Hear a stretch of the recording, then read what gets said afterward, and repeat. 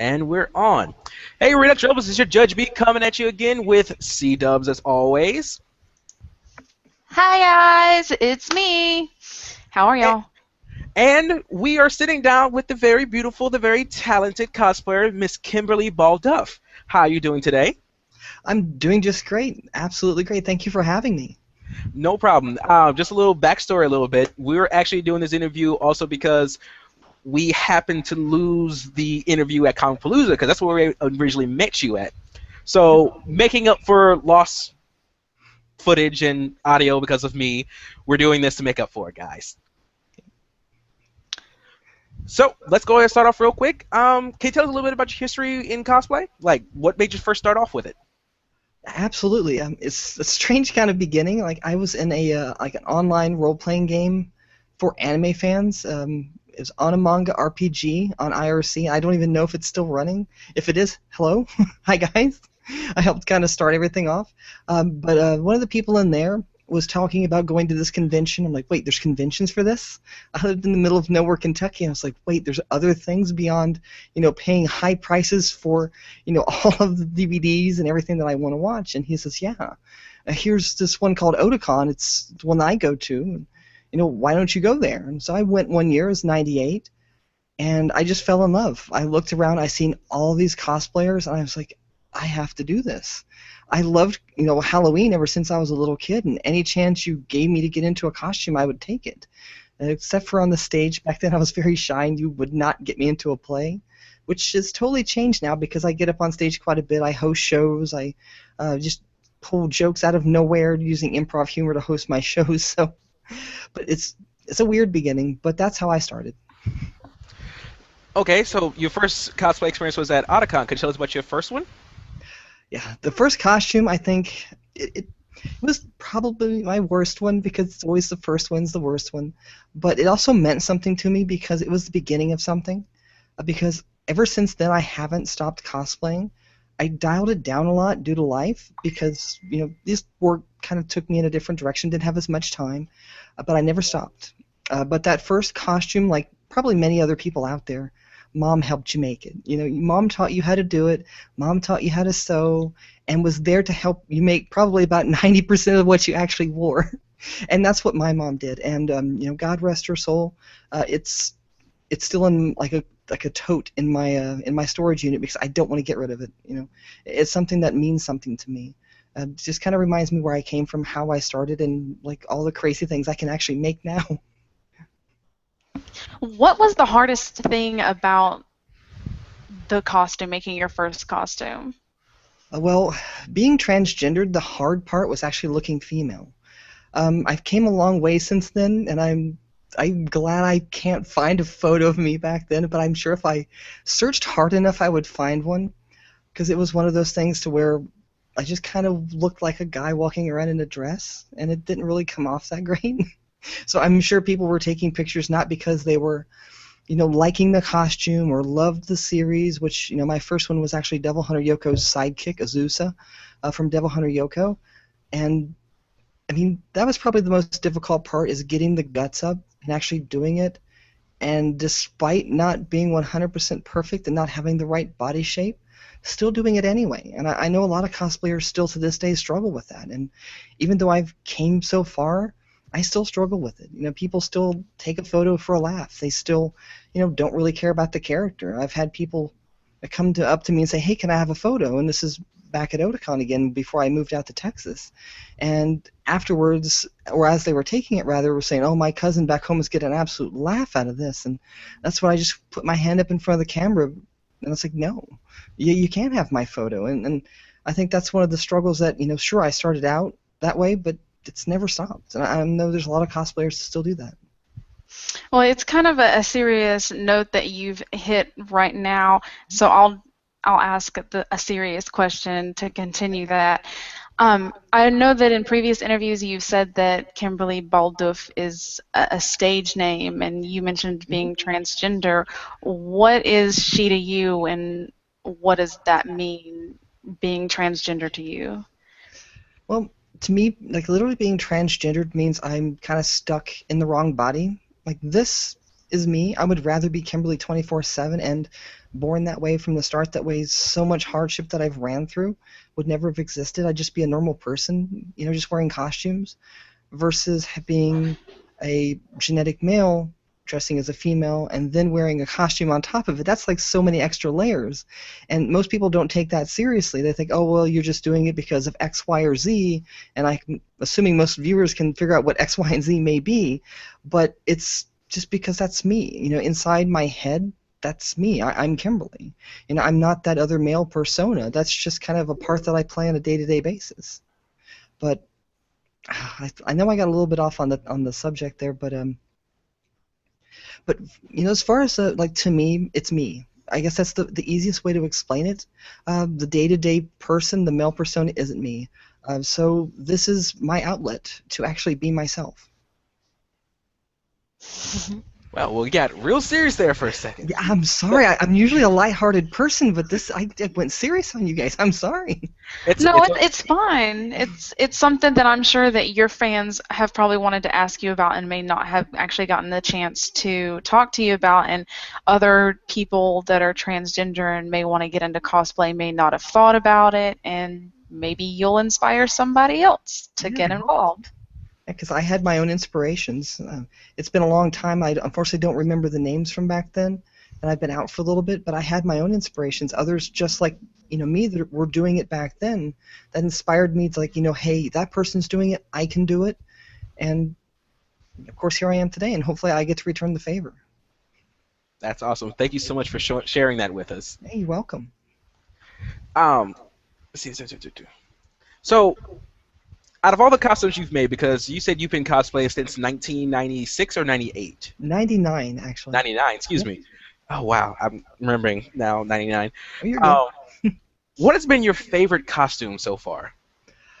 My favorite, this was my first attempt at armor. Back when Final Fantasy VII was like all of the rage, I loved Yuffie. So I had to do Yuffie, but I had no idea how to make armor. I figured it had to be huge and cumbersome, so I got the most huge and cumbersome thing I could possibly get, and I made armor out of that. And so it literally tore my body apart trying to wear it.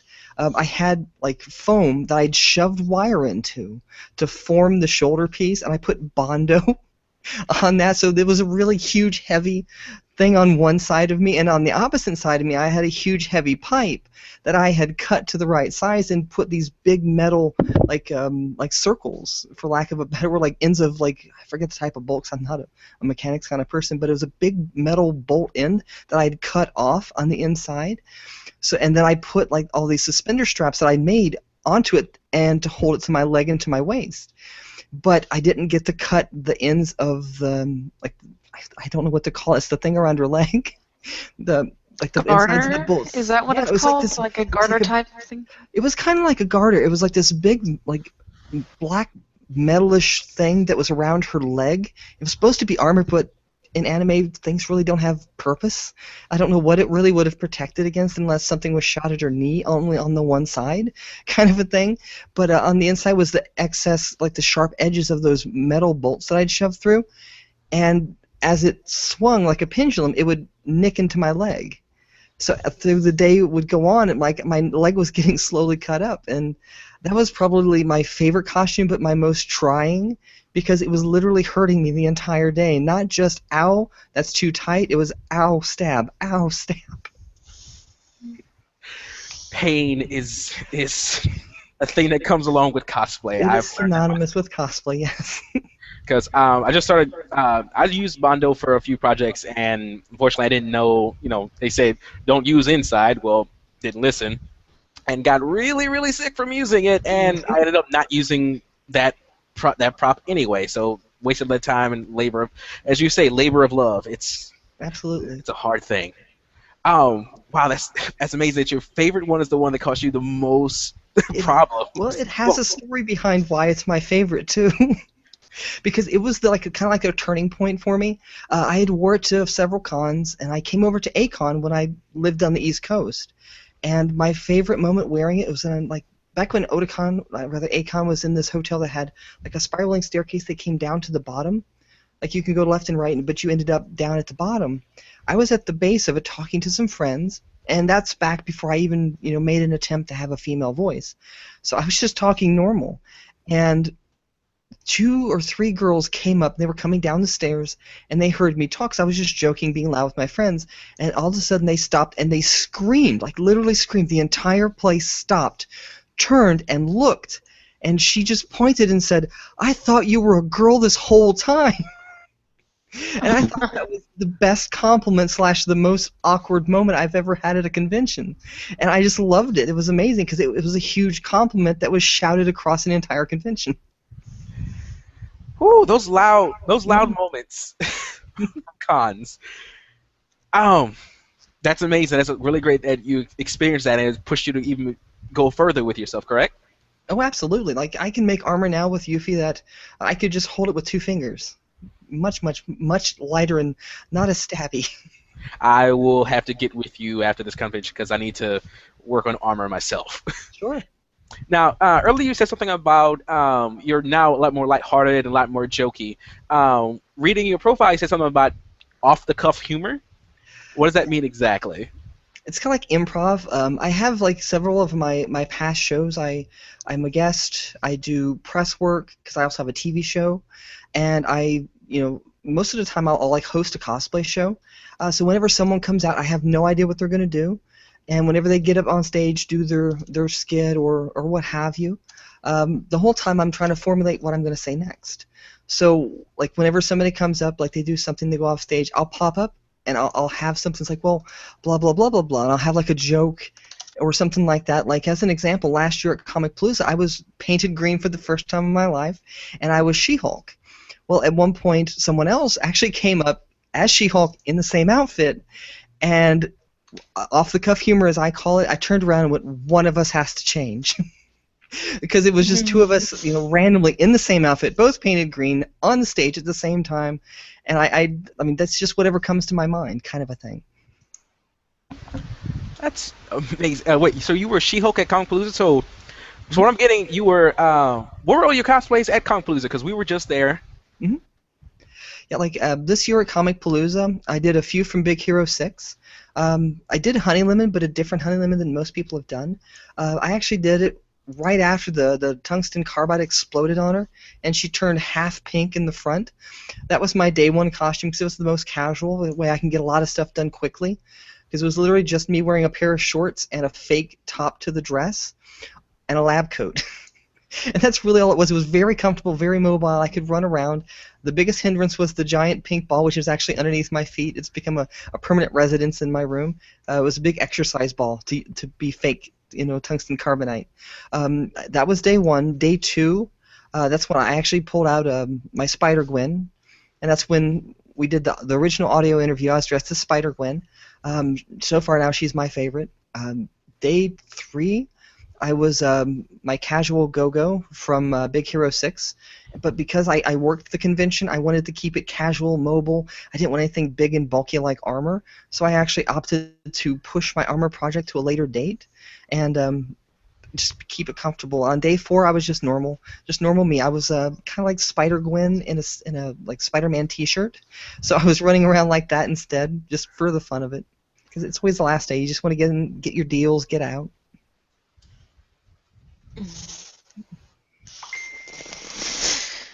Yep. Sorry about that.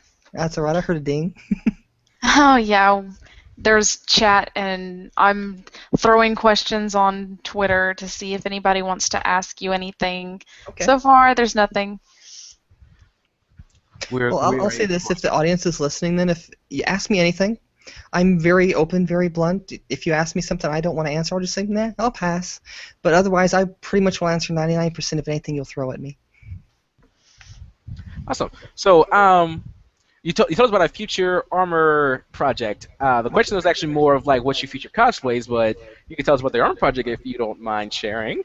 Oh no, actually no. I've thrown up photos and such of my progress. I'm trying to get a little bit more technical with what I can do. Going back to my armor, I want to make it to where it doesn't stab me. So I actually, I know some people who've worked in movies and things like that, so I've reached out and say, well, what would you recommend that I learn how to work with? in order to make armor that looks real, but it's not going to kill me in weight or the construction of it. And some of the stuff that I got back was there's something called Sintra. It's basically a thermoplastic, which means that it comes in sheets and other varieties as well. Thicknesses, things like that. Color, sometimes if you want to pay a little bit more, it can come pre-colored, where you don't have to paint it. And really, only thing you do is you heat it up. You can either, if you don't have a heat gun, throw it in the oven. And I can always get directions and such for you later, because you can't just throw it in at any temperature, otherwise it may just burn up and smoke. But you basically just heat it up. It becomes very pliable, and then you just form it over something. Like I could heat up a piece like this and form it over my microphone. There may be a little bit of like buckling and folding, but you can cut it, form it to where it can actually just smoothly go over something. And then you can just kind of seam it and make things. But what I'm trying to make with that, going back to my technical part, is Go-Go's actual armor from Big Hero 6. I want to put in LED wire. LEDs for along the actual helmet, so like when she lights it up, when they actually go, I'm not going to spoil it, into the dark area about halfway through the movie, it lights up on the inside. I'm going to do that as well. And I also want to throw in some magnets, because her discs are magnetic, and put like a rubber barrier around the edges so I can actually throw it if I really want to. But I probably won't throw it unless I'm just doing a video to show, like to demonstrate what it can do. Because otherwise I may hit somebody and be in a lawsuit. I don't want that.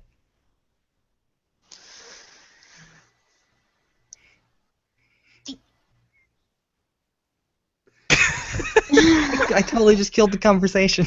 No. I'm just imagining you right now throwing the disc at somebody, and there's going to be someone at a con that's going to want you to throw it at them. Yeah, it's like playing football with somebody. They'll run down the aisle and say, "Throw it!" But the fun thing is, I'm actually going to put it on wheels too, so I can actually skate around like she does. So I could literally skate and throw at the same time.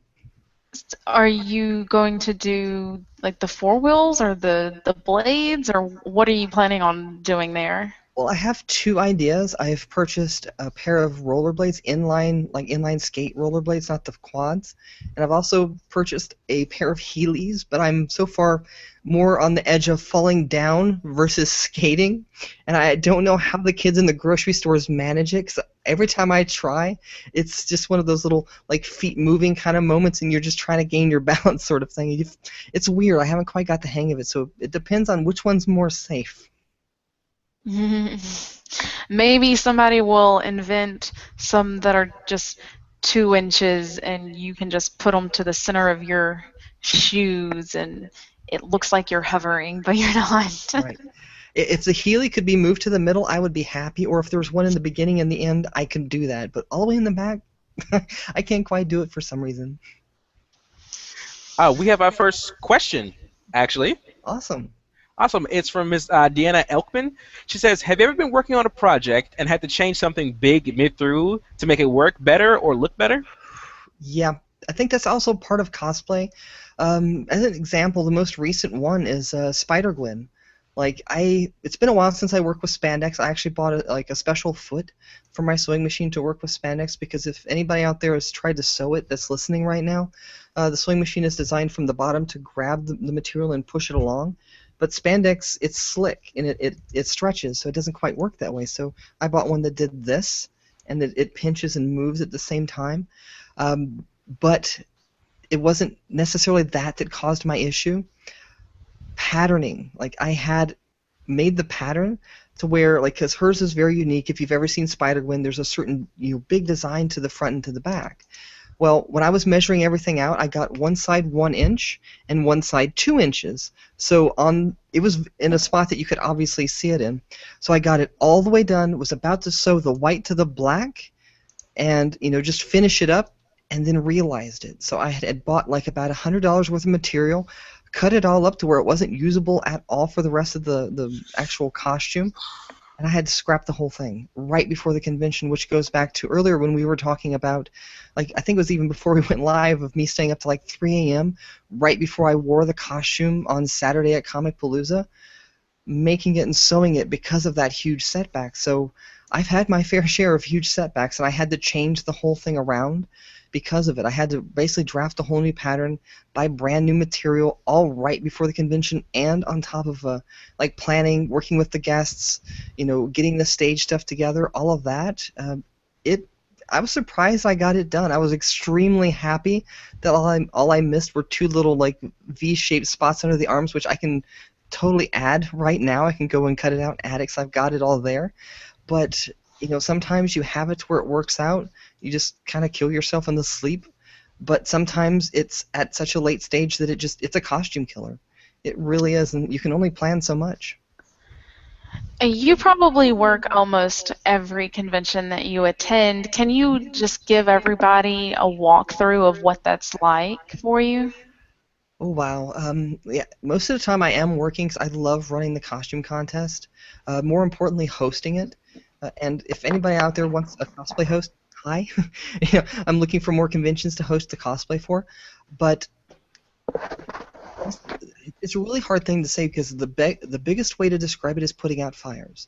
Like I can have my base plan and then go through it and so many fires crop up. This person has a question, that person has a question.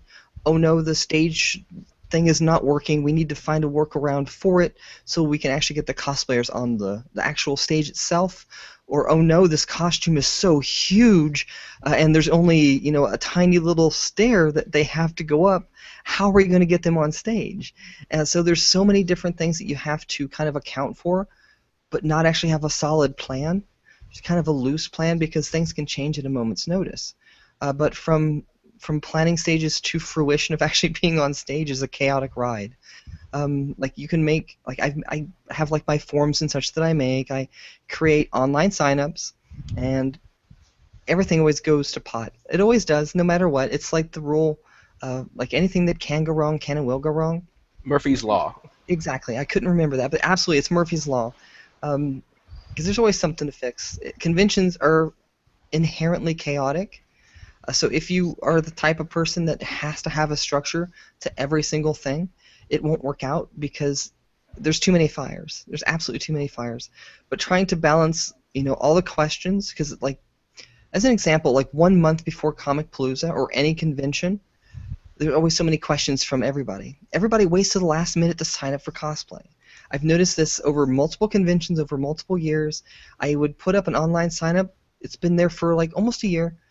And people would sign up last minute, all of a sudden throw in their questions last minute, and then I would have an inbox full of questions to answer when I was sewing on my costume at the same time, so it's a fine balance. I would have to sometimes wait for paint to dry on a prop, go answer some questions, go back and add another layer, come back and answer some questions kind of a thing, so it's a balance.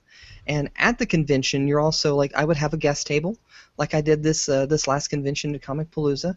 I had my guest table, I had people coming by that were fans or that were interested, and then I would also have, like, the guests texting me, saying, what about this, what about that, when's this panel, when's my next appearance, do you want me to judge for the costume contest, all these other questions. So I was kind of like, you ever seen the personal assistants in movies just constantly on the phone doing something for the boss?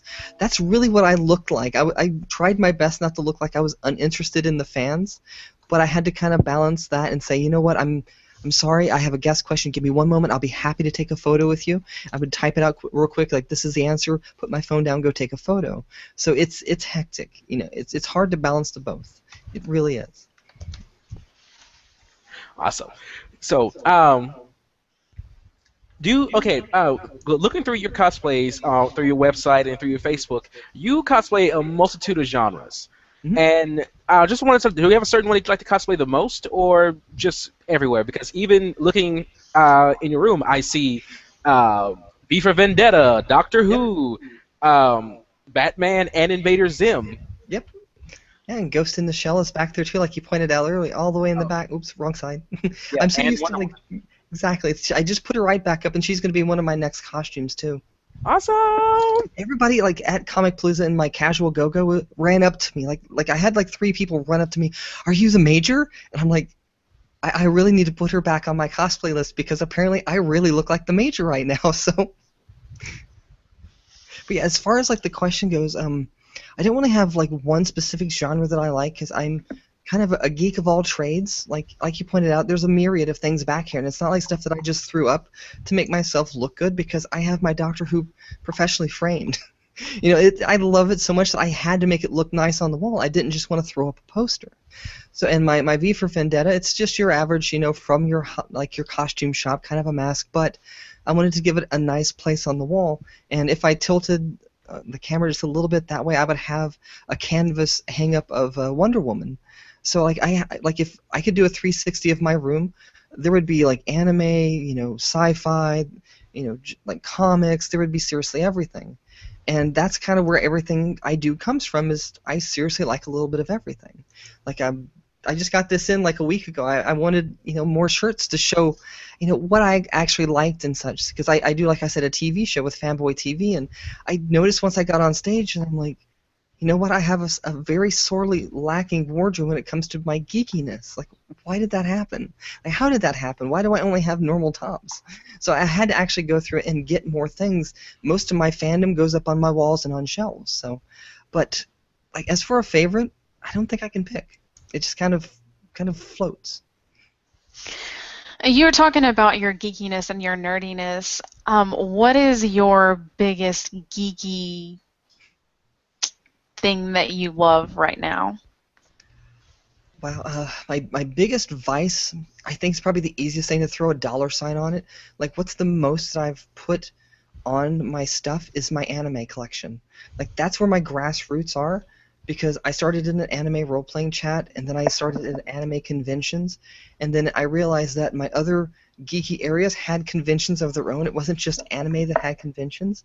So I'd say anime has to be my biggest of all, like root, because I'm actually getting back into anime now. Like right before, as I was getting ready, I was watching Magi, and I'd never ever seen it before. It was on Netflix, and thankfully it was in English. Otherwise, I wouldn't have been able to watch it and get ready at the same time. But I typically prefer subtitled, but it makes me sit still. So it's not always easy if I'm a busy person to sit and watch it, but I would have to name above all else anime. Oh, let's not get into that discussion over subs over dubs. That is Yeah, the worst. It's an eternal war. That's the best way to say it. I will fully admit I go between the two. It just depends on if the dub is good or not. Like I agree. Cowboy Bebop, I've never seen in Japanese, and I don't want to. That and Bacano, because those dubs are so amazing that if I try to go see them in Japanese, I won't get that exact same feeling. At least that's how I feel. Yep. I actually agree with that, because I've seen those same two in English, and I agree. The voice acting was good. It wasn't just someone really trying to sound like someone else, doing a cartoon voice, as I always say, for like American cartoons. They have to do something funny, something silly. But it was acted out. It was perfect. I loved it. And like you said, I wouldn't go see the Japanese because I have a certain experience stuck in my mind, and I don't want to change it. We're still talking about being geeky and nerdy. E3 just happened. Were you watching any of that? And what's your biggest game that you're kind of looking forward to, or that you may be playing right now? I think I know the answer to this question. Yeah, that's why I was kind of looking off to the side. It's like, I know someone who knows my answer. But really what it is, like, I didn't get to watch it because I was actually working that day. So as soon as I heard what was actually released, my roommate showed me some of the videos that came from it, and I instantly, as soon as I seen this, ran out and bought the collector's edition. That was more than the original game itself, kind of thing for it. So to throw the name on it, it's Destiny for Xbox One. I'm a pretty big player of that. And if anybody wants like a group, I have pretty high level characters of all. I've got one of each on the Xbox, and it's Pandoromonium. The last O is a 0. So if you want to add me, go ahead and add me. Just let me know that you found me on our interview today. I'll be happy to go through Crota Hard with you. But I bought the biggest one, like I said, that they had, because it had all the digital extras, and just watching the E3 like footage of it just made me so excited that they get the new element for each of the classes, and I can't wait to see the Arc Warlock. I'm trying to think of it. It's like Stormcaller. I haven't memorized all of it yet, but it's Stormcaller's the one that I'm really happy about, because I want to see the final one that they've listed, where you can actually punch, get your grenade back, kill with a grenade, get your punch back, and just keep going and going and going. I want to see how long I can keep that going. That's the part that I'm really excited about, and I wonder how close to like a Palpatine it is when I do the arc blasts out of my hands. So I kind of want to get that and just put Star Wars music to it when I do my first recording of it, just to see how closely I can match it up. But so far, that's the only thing that I've really seen. It's because my friend showed it to me. But I've heard a little bit about the Batman one, and even though I obviously love Batman, I have some of the games, but they haven't really held my interest. I'm more of a shoot 'em up kind of person, so I tend to err toward the shoot 'em ups. Okay, well, I guess completely wrong. I was thinking it was going to be the Final Fantasy remake, but Okay, well then I guess someone didn't know what I was going to go with that. sorry. I figured, Final Fantasy VII came back out. You did Yuffie. There's some love there. Final Fantasy XI kind of killed the chain for me. It really did. I gave it so many chances. I actually bought the game 3 times because the same friend, he's now my roommate, showed me like the game. I got into it, seen the game, seen how complex and strange it was, and it thrown me off. Tried to come back 2 more times, like I said, and the economy was horrible. The guild farmers were horrible, and it just ruined the game and the economy for me. And I couldn't get back into Final Fantasy after that. Like, I tried. I just really couldn't get interested. But hopefully it changes it. I've seen some of the pictures, not any of the video, mind you. And I see a controversy over the sexiness of the new characters. Because one girl looked like she was had the hat on, like the curly hair and like a low cut top. And I'm like, there's sexier characters out there. Have you seen fighting games? They fight in bikinis most of the time, and why are you upset at this? So I don't understand the press sometimes. I really don't. Yes, right now there's that whole hashtag cause positive going on that we actually wrote an article about it if people want to check that out. And what is your view on this whole being positive about who you are? Well, obviously, I've never heard of cause positive quite yet, but sounds like I'd be a pretty strong advocate of it because just from what I'd mentioned earlier, that you are who you are. Sure, there's some things that you can do to alter, to change, to exercise, to eat better, which I'm pretty bad at eating bad, so I'm not in the best shape possible.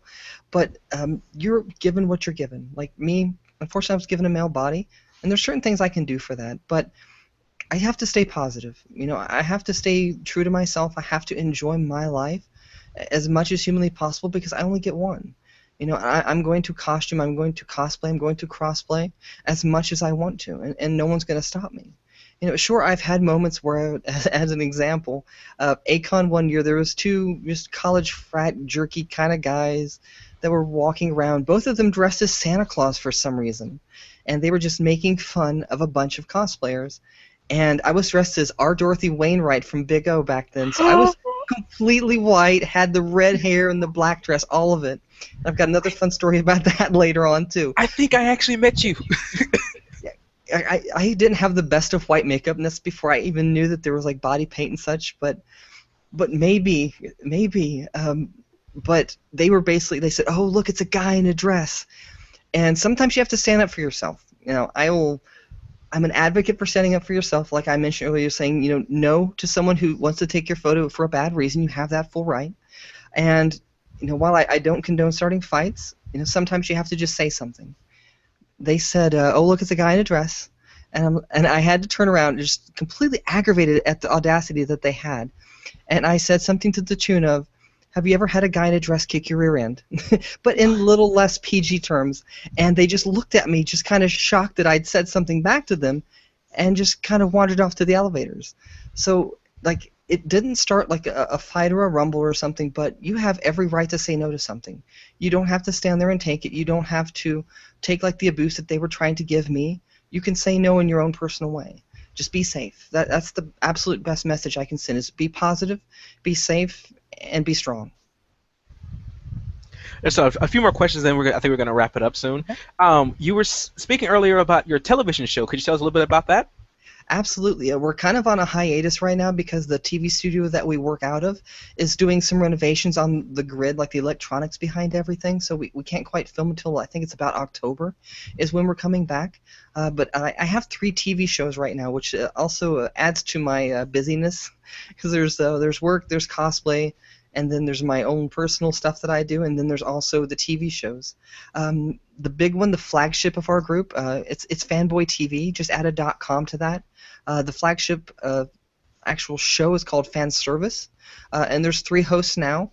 I'm one. There's Gavin Stone, and there's Chris Maynor, who goes by Pocky D, and it's really just like what's on our minds, what's on our fans' minds, kind of a show.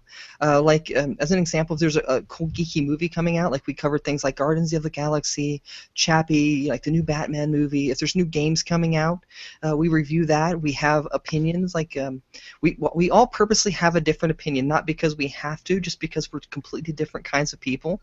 Like Gavin has one opinion, Chris has another opinion, and then I'm in the middle. I'm in the neutral kind of zone because I don't go out and like watch E3 promos unless someone shows it to me. So I'm a neutral. If they say something, they show me a video on the show, I can come to them and say, that's my first impression. And I kind of represent the audience in that fact because, they might be seeing it for the first time, and what are their views? So we've structured the show in that way to where we have 3 conflicting opinions. But we cover pretty much anything. Like I said, games, movies, role-playing games, board games, conventions. Like we've actually done, on-site stuff before. We've done like stuff with gaming conventions, anime conventions. So it's just pretty much a myriad. We've had like live guests and such. But the other 2 shows, one is my own personal show. I hosted by myself. I haven't got it off the ground quite yet because I have to figure out the filming aspect of showing cosplay as it's being made as a tutorial and a TV show all at the same time. But it's called Chaosplay with a K. And it's really going to be covering everything. Like I'm trying to start it off with the basics, like so you want to cosplay. What do you start like knowing? Like what do you research? What do you know? How do you begin your lifelong journey? Because that person that's just starting out, that just came to their first convention, sees this huge mecha in front of them that's made out of Worbla and Sintra and paint and foam, just might go, I would love to do that, but I don't even know where to start. Well, you got to start somewhere. So that's what my show is really going to try and aim to do, is to show you where do you start, where do you go, what's that next step. So that's what that one's going to be about. After I figure out the logistics of actually filming it, and I want to do some on-site stuff too. But the new one that's actually coming up, it's oh boy, let's see if I can remember the title. We've changed it a few times. It's NPC Headlines, and it's going to be all about gaming and news and things like that. We're still figuring out the structure of the show itself, but basically it's going to be like what's new, what's hot. Like if we'd actually had it up and running before E3, we would have been covering E3 footage and all the releases there, and what was kind of like the mystery of what's going to be released. What do you think is going to happen? What are they going to show? What's coming big from Nintendo? What's coming big from Sony? So on and so forth. That's the kind of show that we're going to aim at, but it's going to be lighthearted and fun because I'm a jokester. I'm that person who likes to throw humor into pretty much everything I do. So I'm trying to work that into the show's style. Because it is going to be a news show. We're going to try and work in funny stuff like News at 11, little jokes, fake commercials, things like that we're going to do skit-wise that kind of liven it up, make it fun and interesting at the same time, to where you kind of have something that's the entertainment factor on top of your factor where you're getting information at the same time you're being entertained. So it's going to be an interesting mix, but it's going to probably premiere about October because of the studio being down right now. But I'm looking to get into pretty much anything as far as that TV show is concerned, so I may end up with a 4th show. Who knows? Speaking of what's new and what's next, do you mind telling everybody what like your next convention you're going to is, and maybe a hint about what you're dressing up as? Well, the next convention I haven't quite decided because part of it also depends on how much time I have off for work and things like that, and sick time where I work kind of cuts into that, so it's a little hard to kind of balance that out a bit. So I'm still trying to decide on my next convention. But as far as the next costume, I am working on the Armor of Go-Go. I'm taking it slow because it is such a huge project. I don't just kind of want to slap it together, throw it together, and then it'd not be the best work. Because I want to throw it out there and be the best thing I've ever made, kind of a thing, at least at that time. But I do want to, like I said earlier, I want to do the major because I love Ghost in the Shell. It's one of my #1 favorite anime, and I've wanted to do her in some way, shape, and form for so many years now. I've made so many cosplay lists. Her name has been on there, but I've never actually done it for whatever reason. But now I think I can actually do it. So I'm going to get that. It's kind of like a bucket list. I'm going to cross it off my bucket list and get it done. So she's definitely going to be one of my next ones up. As far as the third one, I'm wanting to do the new 52 Batgirl. Like, I actually printed it out, and I have it sitting here like next to me as a reminder. Do this next. So I'm going to be trying to do this as closely and accurately as possible. And part of the accuracy is about materials. You just can't choose anything, as it won't quite look right. So she's very like leather jacket. So I've been trying to find a way to make a leather jacket, and that's not going to be very easy. So, but those are my next three that I'm planning very solidly. It may change depending on what I can find material-wise, but that's my plan. You mentioned accuracy. Are you the type of cosplayer, because there's different types of cosplayers, are you the one that believes that your cosplay is all about accuracy, or are you kind of in the middle where it's accuracy or it's just, if I've got it, then this is what I have? Right. I'm kind of in the middle because, like with my go-go, like casual go-go, I haven't quite, of course, finished the other one yet. But for her, I was trying to be as accurate as possible.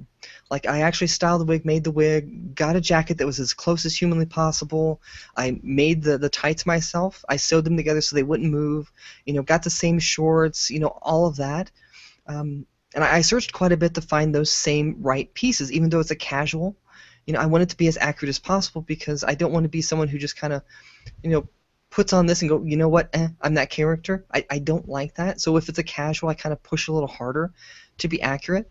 But as the polar opposite, my honey lemon, it was kind of my last minute. This is fun. This sounds hilarious to run around and do because I have to cover myself in pink on the front. I actually had covered my face also in pink and painted a pair of glasses pink so I couldn't even see out of them. And like I actually did it to where like if I took the glasses off, there was pale white skin and an obvious line of heavy pink where like how she took her glasses off, I did that too. So it was hilarious to take off my glasses and just have this big white ring around. So like there's a marrying of fun and accuracy sometimes. It depends on the costume and what you're really going for. And that's not to say that one is right and one is incorrect. The easiest way I would say to tell if it's right is, are you having fun? If you're having fun, then it's right. And don't let anybody tell you anything else other than that. I almost couldn't spit that out. Because some people may be like heavy-handed, say it's got to be accurate, otherwise it's not cosplay at all. You're just Halloweening it up. Couldn't say that either, but you know, don't let the naysayers discourage you. You know, do what you want, have fun, and just enjoy yourself. Go accurate, go casual, go fun. Just have fun. That's really all that really matters. I know that you've talked about being on stage and also being involved in judging cosplay contests. Are you still wanting to be in front of everybody and win awards and win money and do all of that, or are you leaning more towards the becoming the judge type person? Which one are you going for now? I haven't competed in a very long time. Because I would, you know, competition really isn't my thing. You know, I can do it, I can try, you know, and I've been debating on going back to it, but I'm more the person that would love to go be a judge, teach, and, you know, like judge the stage, judge the craftsmanship, you know, host panels to educate and show people how to do things and help to jumpstart the next generation. But I have entertained going back and seeing if I still had what it takes. Rather took bad English took what it had. Now I'm getting tongue tied, but you know, it had everything necessary. I'll rephrase it so I don't keep messing that up. To perhaps win an award, because it's kind of been lingering in my mind because I've hosted so many shows, been on stage for so long, hosting them and judging and you know helping to choose those winners. That it kind of makes me wonder, like, how would I do up against them?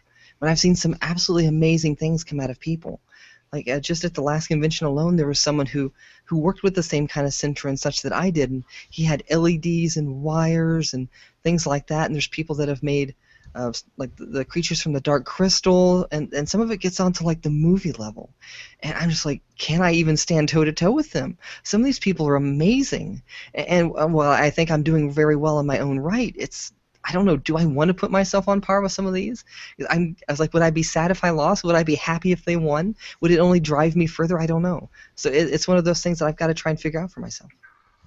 So, for anybody who's interested in going into, crossplay, because I actually have a cosplay in plan that actually will technically count as crossplay. Mhm. So, would there be any type of advice you would give to somebody? Hmm.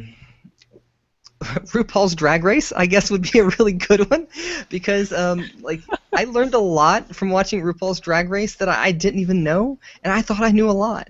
So I say, check into that show, watch it, and don't watch it for like an entertainment kind of standpoint. Sure, enjoy the show, but also kind of watch and see what they're doing, because they actually are doing pretty interesting things. You don't have to go as heavy as they are, but you have to go for more of a natural look.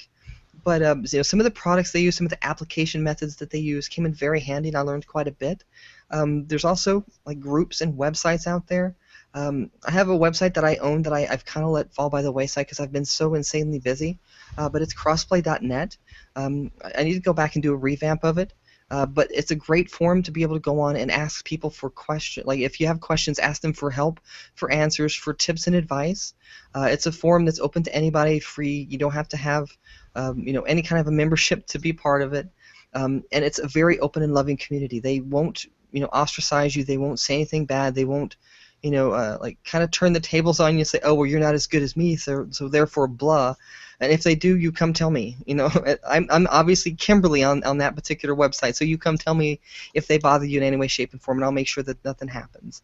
But look for that safe place. Maybe reach out to someone who is already doing what you'd like to do, and ask them. Ask them directly. It's like, what would you recommend? Is there anything that like I could learn? I could study up on. There's also a bunch of YouTube videos that I myself have watched as well that are makeup tips for those who are transgendered or for drag queens or for things like that. So there's a lot of information out there. I've watched the ones even for just genetic females. Like if it's something that's universal, like makeup reviews, it's the same. Like for like makeup for like around your eyes, it's the same. But for covering like beard shadow and things like that, obviously you're going to need something a little bit more targeted for what you're after. But if anybody wanted to reach out to me, I'm very open. Just Kimberly Balduf at .com. You can find me on Facebook the same way. I'm more than happy to help you out, point you in a few good directions. Awesome. Well, my crossplay really, I consider it crossplay, but some people don't because it's from the show Steven Universe. And technically, they keep saying that they don't really have genders, but I consider Jasper, who I'm going to try to cosplay as a female, so I'm going to be cosplaying her. Mm-hmm. Yeah, I don't see any of the characters in there really not having a gender. Like, I've watched a bunch of the episodes. I know I've missed it quite a bit because of my work schedule, but I haven't seen anybody in there that's kind of in the middle. Yeah, everyone considers them to be female, but the creators have come out and said, they're essentially genderless, essentially. Okay. So technically, but not. I see what you mean. Exactly. But yes, no, I will be cut the beard off and everything for this one. I will do everything. Well, if you need help, you've got a friend in me now. Well, thank you very much. You're welcome. For the final thing, is how do we get in contact with you? Like, where do we find Kimberly Balduf? Obviously, like I said earlier, just add a .com. But since my last name is weird in German and hard to say, the last name is B as in boy, A-L-D as in dog, U-F as in Frank, and just add the .com. Standard spelling of Kimberly, no extra E's in there, no I's. Go from the .com. You can have all my social links there. I'm pretty much everywhere. Literally, it's just my name ran together, Kimberly Balduf. Like, you can find me on Facebook, Kimberly Balduf Cosplay, all ran together. That's my cosplay page. Feel free to like and follow me. Everything I update goes straight to there. Same thing with Twitch. Well, not Twitch, rather. My Twitch is different. Like Twitter, Pinterest, Instagram, all of that's exactly the same, so it's pretty easy to find me. My Twitch is the only thing that's different, since it's my gamer tag, and that's Pandoramonium. On Twitch, it's actually all O's. On the Xbox, the last O had to be a 0. Because apparently someone has had that for years but never actually done anything with it. So I had to get stuck with a 0, unfortunately. So that way you can at least find me out there.